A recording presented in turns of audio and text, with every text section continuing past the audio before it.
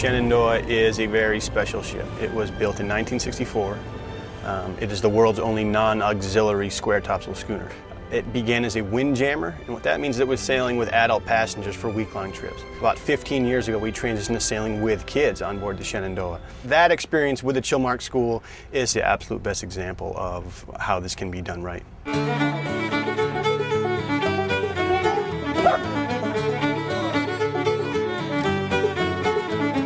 On the Shenandoah, the students get an opportunity to learn about schooner life, understanding what it means to be a crew member by getting their hands and their minds and bodies involved in cooking and cleaning and tying knots and learning every inch of the schooner itself.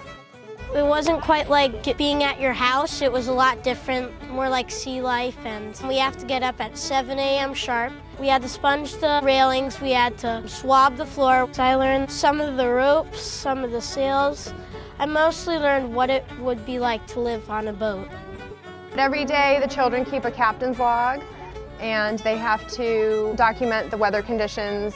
And Captain Bob also teaches them about that every day, you know, where the wind is coming from, the conditions that we need in order to sail. And weather is a part of our curriculum this year, so that's just one example of how I try to incorporate the whole sailing experience into the curriculum and the activities that we do on the boat.